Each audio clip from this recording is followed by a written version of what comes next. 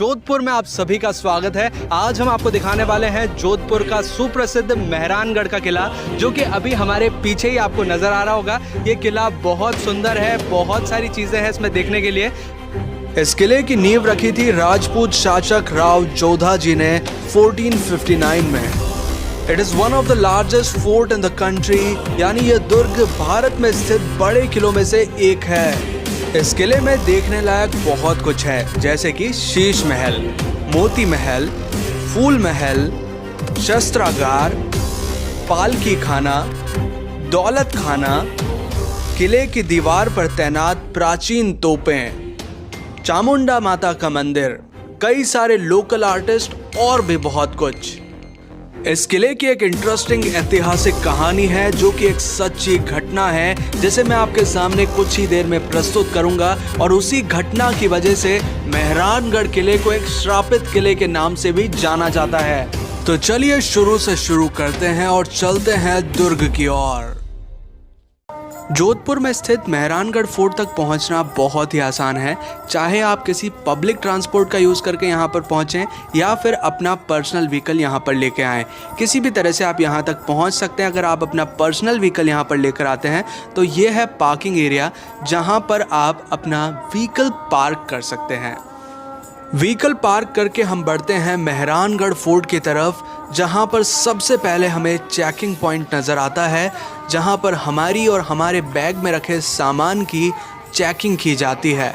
दोस्तों, मेहरानगढ़ किले का जो टिकट है वो 200 रुपये प्रति पर्सन का, यानी कि 200 रुपीज़ पर पर्सन का चार्ज है। लेकिन यहाँ पर मैं एक स्पेशल चीज़ आपको बताना चाहूँगा कि आप अंदर किसी भी तरह की सेल्फी स्टिक, किसी भी तरह का ट्राइपॉड, किसी भी तरह का गिम्बल, स्टेबलाइजेशन, किसी भी चीज़ की यहाँ पर परमिशन नहीं है। काफ़ी सारी सख्त चेकिंग होती है, उसके बाद ही आपको अंदर जाने दिया जाता है।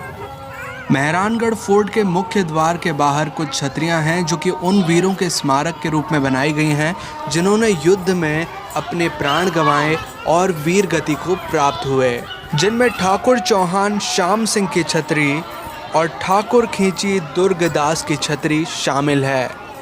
तो अब ये है मेहरानगढ़ फोर्ट का मुख्य द्वार, जिसके अंदर से अब हम एंट्री करने जा रहे हैं किले के अंदर। तो चलिए अंदर चलते हैं। तो अब हम एंट्री करते जा रहे हैं मेहरानगढ़ फोर्ट में किले के मुख्य द्वार से, जिसका नाम है जयपोल।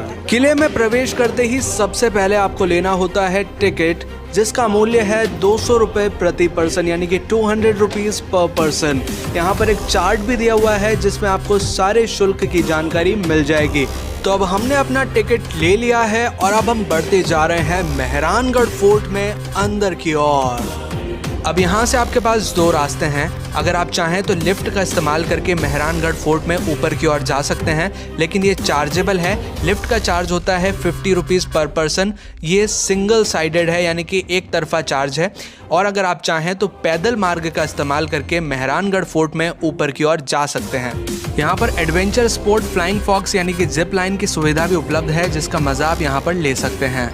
तो ये तो हो गई कुछ जरूरी जानकारी। अब चलते हैं किले के अंदर और आपको दिखाते हैं ऐतिहासिक दुर्ग मेहरानगढ़।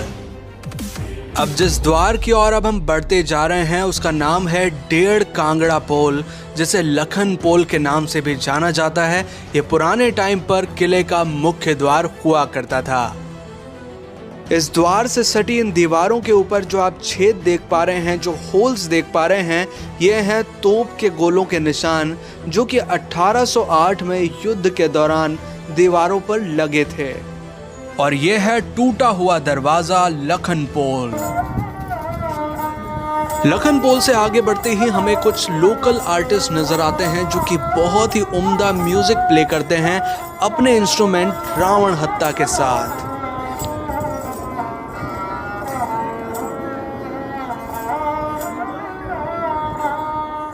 अभी हमारे साथ है, आपका नाम? सुरेश है इनका नाम।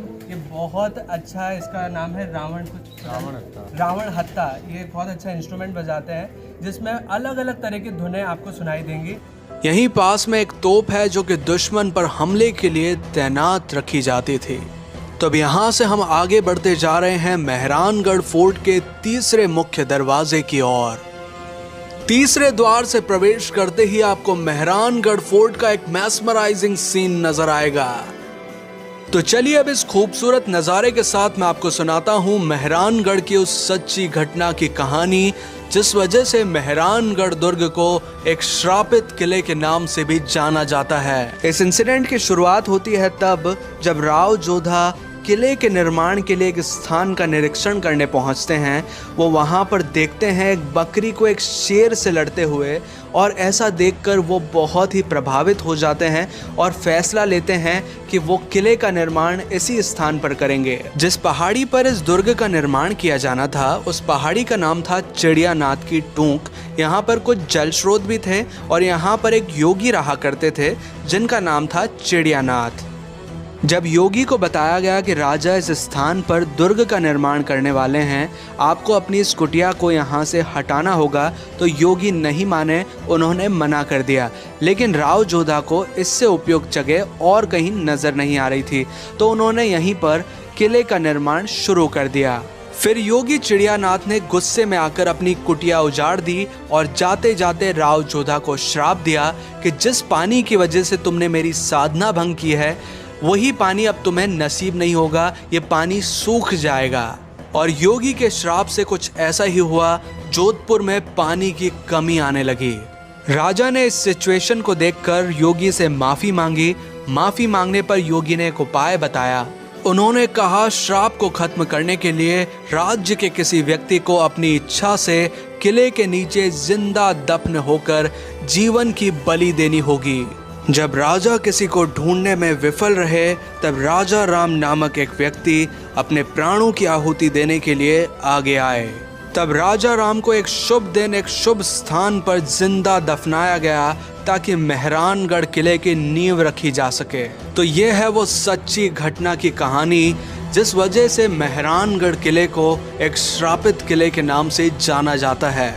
तो अब इस कहानी को सुनाते हुए हम पहुंच चुके हैं मेहरानगढ़ किले के चौथे मुख्य दरवाजे की ओर, जहां पर यहां के लोकल आर्टिस्ट हमारा स्वागत करते हैं राजस्थानी ट्रेडिशनल अंदाज में।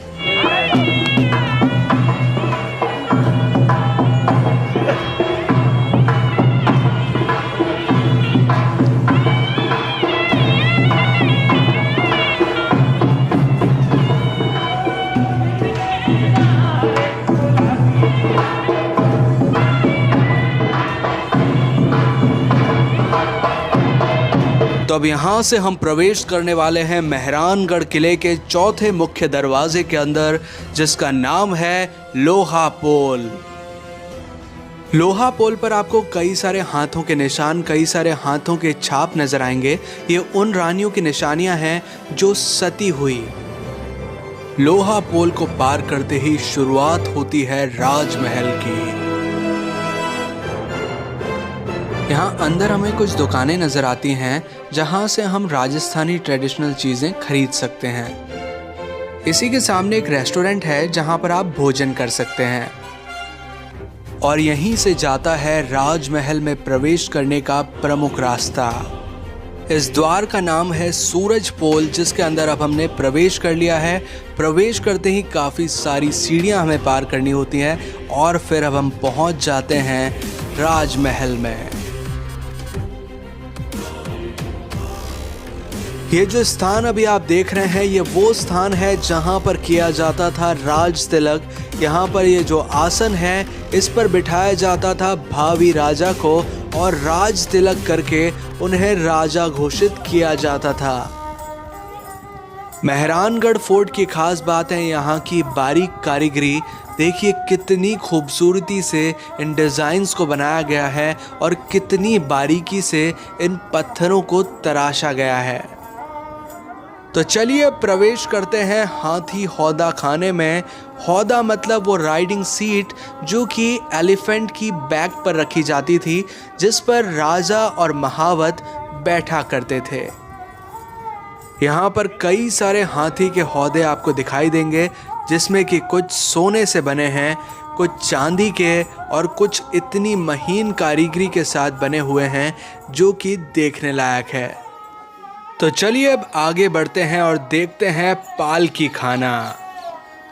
यहाँ पर रखी हैं विभिन्न प्रकार की पालकियाँ जो कि रॉयल फैमिली द्वारा उपयोग में ली जाती थी। ये जो स्पेशल पालकी आप देख रहे हैं ये है डोली, जो कि शादी के दौरान उपयोग में ली जाती थी। यहीं पर पास में एक शॉप है जहां पर आप फोटो क्लिक एंड फ्रेम करवा सकते हैं एक रॉयल अंदाज में। एक फोटो फ्रेम का चार्ज है 1000 रुपीज। तो चलिए अब आगे बढ़ते हैं और चलते हैं दौलत खाना चौक की ओर। तो अब हम पहुंच चुके हैं दौलत खाना चौक।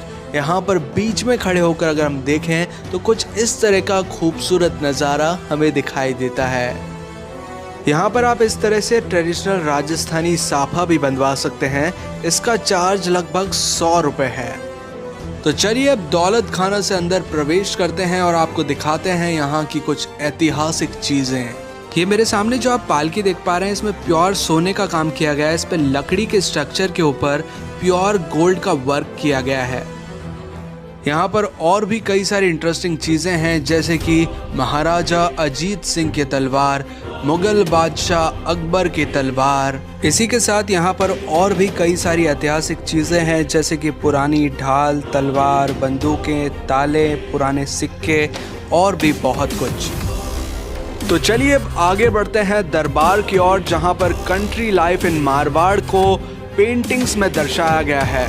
महाराजा के सभापतित्व में जो भी सभा होती थी उसे दरबार कहा जाता था। इन दरबारों में ठाकुर व राजाओं के अधिकारीगण भाग लेते थे। थार के रेगिस्तान में स्थापित राठौड़ राजवंश की राजधानी जोधपुर थी। राठौड़ के राजकाल में कला, संस्कृति, साहित्य, संगीत का निरंतर विकास हुआ। 18वीं शताब्दी के प्रारंभ में चित्रकला का व्यवस्थित रूप से विकास हुआ। प्रत्येक राजाओं के राजकाल में अनेक प्रसिद्ध चित्रकार हुए, जिन्हें राजा की ओर से राज्याश्रय प्राप्त हुआ। तो अब ये तो बात हो गई कुछ ऐतिहासिक जानकारी की, लेकिन अब आप इस मिनिएचर पेंटिंग को ज़रा गौर से देखिए। जब हम इस पेंटिंग पर टॉर्च डालकर देखते हैं तो हमें इस पेंटिंग की बारीकियां सामने नज़र आती हैं। जितना भी आप यहाँ पर येलो कलर का काम देख रहे हैं, ये सारा का सारा प्योर गोल्ड का काम है। यहाँ पर जितने भी कलर यूज़ किए गए हैं सारे के सारे नेचुरल कलर्स हैं। जो नेचुरल एलिमेंट्स होते हैं उनको यूज़ करके इस पेंटिंग को बनाया गया है। जब आप टॉर्च डालकर देखते हैं तो हर चीज़ की बारीकी आपके सामने नज़र आती है। यहाँ पर ऐसी और भी कई सारी मिनिएचर पेंटिंग्स हैं, लेकिन जो मटेरियल इन मिनिएचर पेंटिंग्स को बनाने में उपयोग में लिया जाता था वो प्योरली नेचुरल हुआ करता था। जैसे कि यहाँ पर आप जो गोल्डन कलर देख पा रहे हैं वो प्योर सोना है, प्योर गोल्ड है। तो चलिए अब यहाँ से आगे बढ़ते हैं और चलते हैं किले में ऊपर की ओर। तो अब हम आ चुके हैं ऊपर की ओर। यहाँ पर काफ़ी सारे टेंट्स हैं जो कि राजा महाराजा के ठहरने के लिए उपयोग में लिए जाते थे। जब भी राजा महाराजा शिकार खेलने के लिए जंगल में जाया करते थे तो इसी तरह के जो टेंट्स थे वो वहाँ पर लगाए जाते थे और इस तरह का कारपेट जो है वो वहाँ पर बिछाया जाता था और राजा के ठहरने की व्यवस्था वहाँ पर की जाती थी। यहाँ पर रॉयल फैमिली की पोशाक भी संग्रहित करके रखी हुई हैं, जैसे कि महिलाओं की पोशाक, अचकन, महाराजाओं की पसंदीदा पोशाक, अंगरखा। यहाँ पर काफ़ी बारीकी से बने पर्दे हैं जिन्हें खिड़कियों पर लगाया जाता था और काफ़ी सारे बिछौने हैं जिन्हें ज़मीन पर बिछाया जाता था। यहीं पास में स्थित है शीश महल, जहाँ पर आपको अद्भुत कांच की कारीगरी देखने मिलेगी।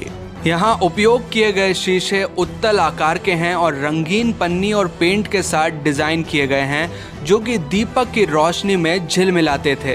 प्लास्टर में बने विभिन्न धर्म चित्रों के साथ इन सजावटी दर्पणों को अच्छी तरह से पूरक किया गया है, जो कि उस समय की कला पर धर्म और संस्कृति का मजबूत प्रभाव दिखाता है। कई सजावटी पैनल भगवान ब्रह्मा, श्री राम, भगवान शिव और पार्वती, बांसुरी बजाते हुए भगवान श्री कृष्ण आदि जैसे देवी देवताओं को प्रदर्शित करते हैं। यह कमरा महाराजा अजीत सिंह जी का शयन कक्ष था, जिन्होंने 1679 और 1724 के बीच जोधपुर पर शासन किया। तो चलिए अब आगे बढ़ते हैं फूल महल की ओर। देखिए, महल में कुछ इस तरह से घुमावदार रास्ते होते हैं जिन्हें पार करके हमें आगे की ओर बढ़ना होता है। देखिए, यहाँ पर कुछ सीढ़ियाँ हैं, इन्हें चढ़ने के बाद हम पहुँचेंगे फूल महल। तो अब हम पहुँच चुके हैं मेहरानगढ़ दुर्ग में स्थित फूल महल में।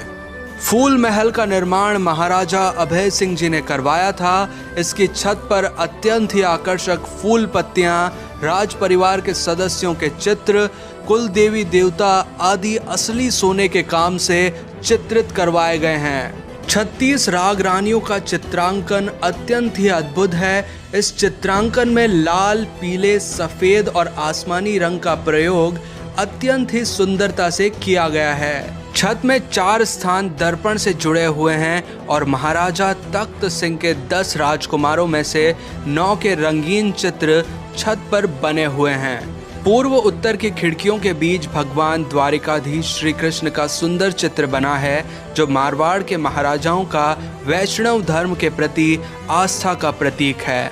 फूल महल असंख्य उत्सवों व आयोजनों का साक्षी रहा है। फूल महल की छत इतनी आकर्षक और सुंदर है कि उसे नजर न लग जाए, इसलिए काले धागों के गुच्छे चारों कोनों पर लटकाए गए हैं। इस महल में दरबार भी लगते थे और नृत्य की महफिल भी होती थी, इसलिए इसे नृत्य कक्ष भी कहते हैं।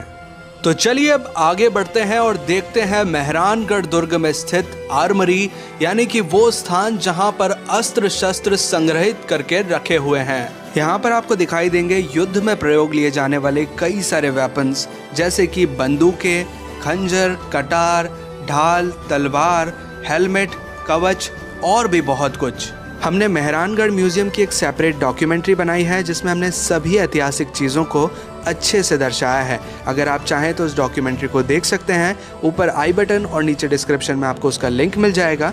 वहां जाकर आप मेहरानगढ़ दुर्ग में स्थित सभी ऐतिहासिक चीज़ों को अच्छे से देख सकते हैं। अब हम पहुंच चुके हैं तख्त विलास में। इसका निर्माण महाराजा तख्त सिंह जी ने करवाया था। ये उनके रहने का स्थान हुआ करता था। महाराजा तख्त सिंह जी, जिनका शासनकाल 1843 से 1873 तक रहा, ये जोधपुर के आखिरी शासक थे जो मेहरानगढ़ दुर्ग में रहे।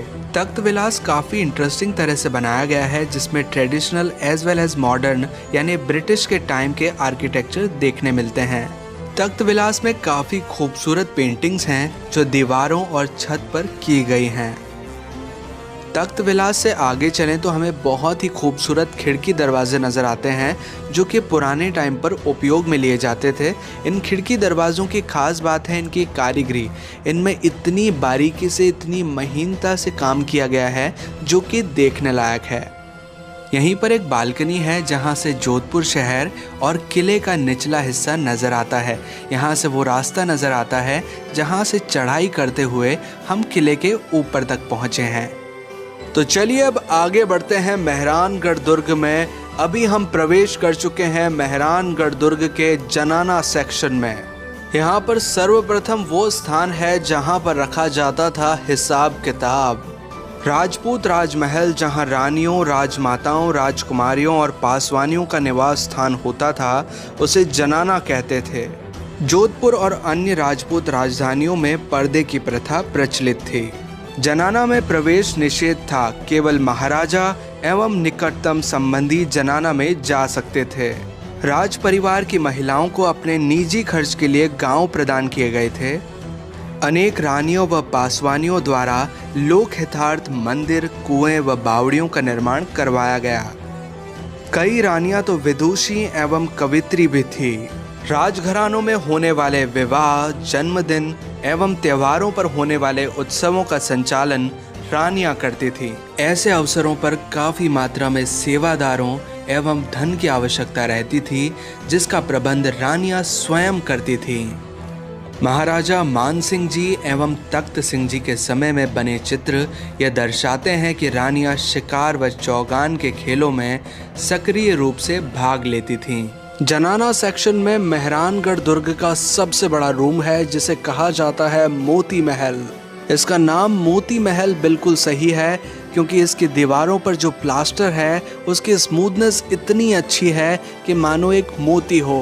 इस महल के प्लास्टर में उपयोग किया गया है सी शेल का, यानी कि शंख व सीपियों के फाइन पाउडर का चूने के साथ उपयोग किया गया है, जिससे कि दीवारें मोती समान लगती हैं। इस महल की सुंदरता बढ़ाते हैं यहाँ के रंगीन कांच व खिड़कियाँ, सोने की पत्तियाँ, एवं शीशेल्स। इस भव्य हॉल को स्पेशल ओकेजन्स के दौरान उपयोग में लिया जाता था, जैसे फेस्टिवल सेलिब्रेशन के लिए। ऐसा माना जाता है कि रानियां यहाँ बैठती थीं और अन्य लोगों द्वारा देखे बिना अदालती कार्रवाई सुनती थीं।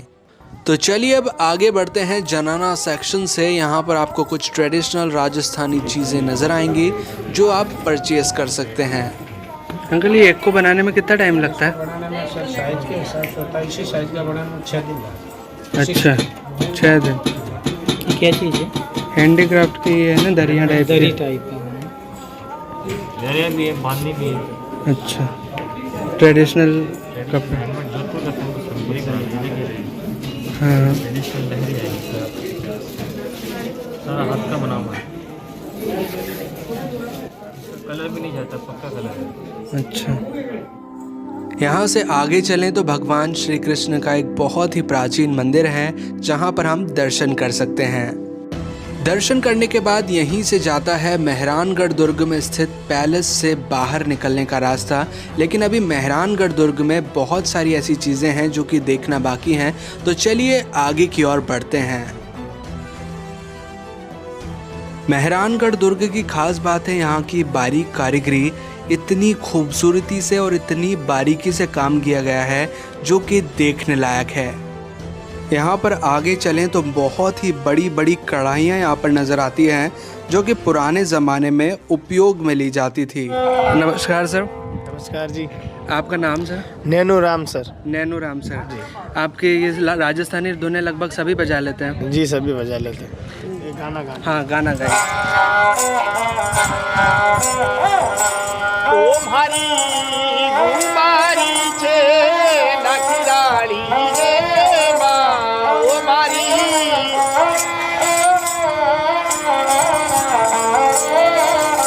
ओ राजी गुमार राम भाला मेगा शारजी गुमार राम ओ माने रमदाने काजल की कीला दोले बा ओ माने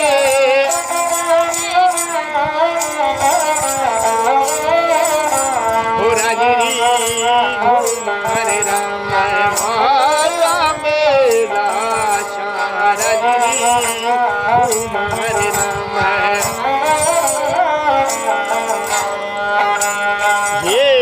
दारी नागरो गुलाब दारी दारी रे दारी गुलाब दारी दारी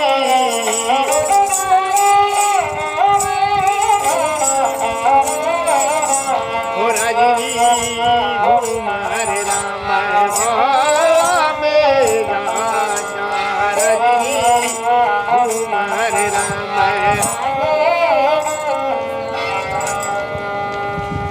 थैंक यू। दोस्तों, यहाँ पर मेरे पीछे आप कई सारे कमरे देख रहे होंगे। एक तरफ से यहाँ से भी देखिए और यहाँ पर भी देखिए, कई सारे कमरे आपको यहाँ पर नज़र आ रहे हैं। ये वो कमरे हैं जो कि यहाँ पर तोपची हुआ करते थे। ये जो दीवार आप दिख रही है, इसके ऊपर कई सारी तोपें रखी हुई है। तो जो तोप चलाने वाले लोग हुआ करते थे वो यहाँ पर रहते थे, उनके रूम्स हैं ये सारे के सारे लाइन से।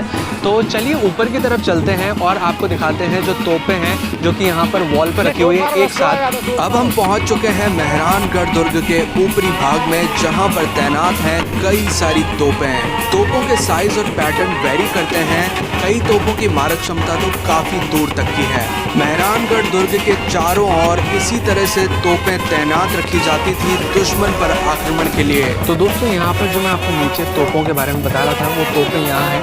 देखिए, लाइन से कई सारी जो कैनन्स हैं वो यहाँ पर वॉल पर तैनात की गई है। मतलब यहाँ से देखिए दूर तक आपको पूरा जोधपुर सिटी दिख रहा है। यहाँ से अगर कोई दुश्मन आता था पुराने टाइम पे, तो उसको यहाँ से निगरानी करके देख लिया जाता था और यहीं से जो कैनन को है फायर किया जाता था, ताकि जो दुश्मन की सेना है वो वहीं के वहीं ख़त्म हो जाए और यहाँ तक पहुँच ही ना सके। इसकी जो किले की सिक्योरिटी पर्पज़ के लिए इसे डिज़ाइन किया गया था। यहीं पर नहीं, यहाँ पर दूसरी साइड भी आप देखिए, यहाँ पर भी आपको बहुत सारी कैनन्स नज़र आएगी जाएगी। देखिए दूर से वॉल पे आपको कैनन्स नज़र आ रही है, वो तो है चामुंडा माता का मंदिर। और यहाँ पर ये दूसरी वॉल पे आप देखिए कई सारी कैनन्स हैं, कई सारी तोपें हैं जो कि तैनात करके रखी गई हैं। तोपों का साइज़ काफ़ी बड़ा है, यहाँ पर हम आपको दिखाते हैं। देखिए बहुत बड़ी बड़ी तोपें हैं, यहाँ पर थोड़ा सा क्लोजअप्स में देखने की कोशिश करेंगे। ये देखिए ये काफ़ी बड़ी तोपें हैं, मतलब इतनी बड़ी कि यहाँ से इसकी जो मारक क्षमता है, जो एवरेज रेंज है वो काफ़ी ज़्यादा है। यहाँ आप मेरे पीछे देख पाएंगे काफ़ी बड़ी सी कैनन है, काफ़ी बड़ी तोप है। ये देखिए एक छोटा व्हील है, बड़ा व्हील है, आगे पीछे करके इसको यूज़ कर सकते थे। और बहुत दूर इसकी मारक क्षमता है, क्योंकि इसका साइज़ आप देख सकते हैं, काफ़ी बड़ा साइज़ की ये कैनन है, काफ़ी बड़ी ये तोप है। दोस्तों यहाँ मेरे पीछे देखिए ये है एक पानी का टांका, एक वाटर स्टोरेज सिस्टम। फोर्ट के ऊपर डिज़ाइन किया गया है इसे, क्योंकि यहाँ पर पानी का थोड़ा सा कमी रहती है, तो उसकी वजह से पानी को स्टोर करके यहाँ पर रखा जाता है। तो चलिए अब आगे बढ़ते हैं माँ चामुंडा मंदिर की ओर। माँ चामुंडा जोधपुर के राजघराने की इष्ट देवी हैं। माँ चामुंडा के इस मंदिर की स्थापना 1459 में राव जोधा जी ने की थी। पहले माँ चामुंडा की यह प्रतिमा जोधपुर की प्राचीन राजधानी मंडोर में स्थापित थी, लेकिन जब मेहरानगढ़ फोर्ट का निर्माण किया गया तो मंडोर से माँ चामुंडा की प्रतिमा लाकर दुर्ग में स्थापित की गई। पहले माँ चामुंडा को जोधपुर और आसपास के लोग ही मानते थे और उनकी पूजा अर्चना किया करते थे, लेकिन माँ चामुंडा में लोगों का विश्वास युद्ध के बाद बढ़ता चला गया। लोगों की आस्था बढ़ने के पीछे की वजह के बारे में